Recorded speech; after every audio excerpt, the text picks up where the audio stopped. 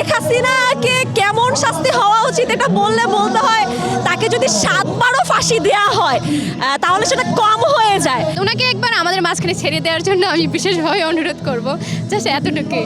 আমার মনের আকাঙ্ক্ষা যদি বলি আমি, ওনারা শাহবাগের মোড়ে ফাঁসি দেওয়া উচিত জনসম্মুখে। একটা ফ্যাসিবাদ, একটা স্বৈরাচার কখনো বাংলার মাটিতে আবার আসতে দিব না।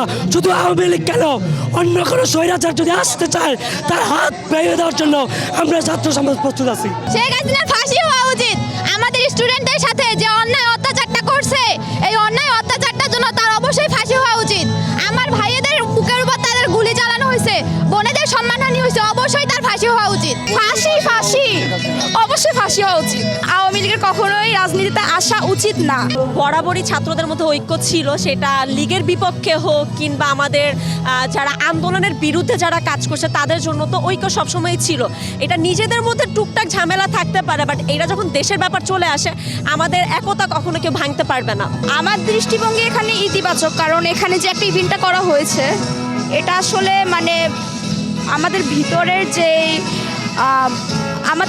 যে একটা মনোবল আছে, হ্যাঁ, আমরা যে দেশের জন্য যে জুলাই মাসে যে সংস্কারটা করা হয়েছে, হ্যাঁ, তো সেটাকে ঘিরেই আর কি এই ইভেন্টটা করা। তো আমরা চাই যে দেশে যে আসলে সংস্কার কতটুকু করা হয়েছে, এখনো অনেকটা বাকি আছে আমাদের এই দেশের সংস্কার। আমার মনে হয় না আওয়ামী লীগের মতো একটা ফ্যাসিস্টবাদী দলকে রাজনীতিতে আসা উচিত, কারণ তারা এই দেশে যে পরিমাণে হত্যাযজ্ঞ চালাইছে আমার মনে হয় না একটা দেশের ইতিহাসে এরকম কোনো কিছু হয়েছে। তো আমার মনে হয় যে আওয়ামী লীগের মতো দলের রাজনীতি করার কোনো অধিকার রাখে। আমার মনে হয় যে এই দলটাকে নিষিদ্ধ করে দেওয়া উচিত। শেখ হাসিনা যে কাজটা করছে এটা খুবই মানে ঘৃণিত আর নিন্দনীয়। সে যেরকম আয়নাঘর করছে তাকেও এরকম আয়নাঘরে এনে শাস্তি দেওয়া উচিত। আবার আমার যতটুকু মনে হয় তাকে জনগণের সামনে তাকে ফাঁসি দেওয়া উচিত। এটা আমাদের সবার মনে হয় একই দাবি হওয়া উচিত সবার। আমাদের মধ্যে যদি ঐক্য না থাকতো এখনো 3টায় প্রোগ্রাম শুরু হয় না, এত মানুষ আসতো না।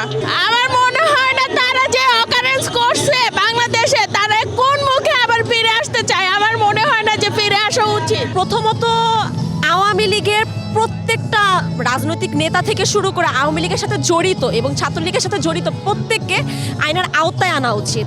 তাদের সর্বোচ্চ শাস্তি দেওয়া উচিত। যারা গুম খুন কিংবা এই দুর্নীতির সাথে যুক্ত ছিল তাদের প্রত্যেকের শাস্তি হওয়া উচিত। এর পরবর্তীতে মানে যে যদি বলেন যে আওয়ামী লীগের রাজনীতিতে আসা উচিত কিনা, মোটেও না। আওয়ামী লীগের পুরোপুরিভাবে উচিত নির্মূল হয়ে যাওয়া। ইনফ্যাক্ট এখনও যারা আওয়ামী লীগের সাপোর্টার আছে বা ছাত্রলীগের সাপোর্টার আছে তাদের উচিত চুপ হয়ে যাওয়া, যে না আপনাদের সুযোগ নেই ব্যাক করার। আমি মনে করি না যে এরকম স্বৈরাচার সরকার সামনে বা আওয়ামী লীগ বা এরকম স্বৈরাচার কোনো সরকার বাংলাদেশে আসুক, আমি এটা মনে করি না। আমি না কোনো বাংলাদেশের একজন সাধারণ মানে নাগরিক যার শরীরের ভিতরে রক্ত মাংস আছে সেই মানুষ কখনোই চাইবে না যে বাংলাদেশের ভিতরে এরকম একটা স্বৈরাচার সরকার আবার আসুক বা আবার এসে মানুষের এই যে স্বৈরাচার সরকার মানে যে অবস্থান তৈরি করুক, এরকম কেউ চায় না আমরা বাংলাদেশে। রক্তের ওপর দাঁড়িয়ে এইরকম কোনো দল ক্ষমতায় আসার যোগ্যতা রাখে না। আমরা এইরকম কোনো দলের ক্ষমতায় আসার কোনো গ্রহণযোগ্যতা আমরা রাখে না তারা। আওয়ামী লীগের মতো এরকম একটা স্বৈরাচারী ফ্যাসিস্ট দল আমার শহীদ লাখো ভাইয়ের রক্তের উপর দাঁড়িয়ে কোনোদিন এই রাজনীতিতে করার অধিকার রাখে না তারা। শেখ হাসিনার বাংলাদেশে আসা উচিত, আসে তার একটাই শাস্তি হবে, শেখ হাসিনাকে বাংলাদেশে ফিরিয়ে এনে তাদের ফাঁসি হবে, শুধুমাত্র ফাঁসি হবে শেখ হাসিনার একমাত্র শাস্তি।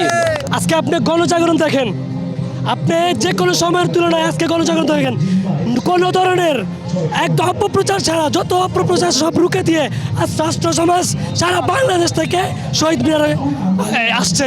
আপনি এটা দেখে বলতে পারেন অবশ্যই জনপ্রিয়তা থেকে শুরু করে সব কিছু ছাত্র সমাজের বাড়ছে। বেশ ঐক্য আছে, আমরা সবাই একতাবদ্ধই আছি। ভাবতে পারি নাই যে এ পরিমাণ জমায়েত হবে, বাট আশানুরূপ ফলাফল এবং ঐক্য এখনও আছে। ওনারা যেই কাজ করেছে এতদিন ওনাদের আগে শাস্তি নিশ্চিত করতে হবে। তারপর যদি মনে হয় আরও বিভিন্ন রাজনৈতিক দল আছে, আরও অনেক বড় বড় বিশেষজ্ঞ আছে, তারপর যদি মনে হয় আসুক, কিন্তু আগে ওনাদের শাস্তি নিশ্চিত করতে হবে।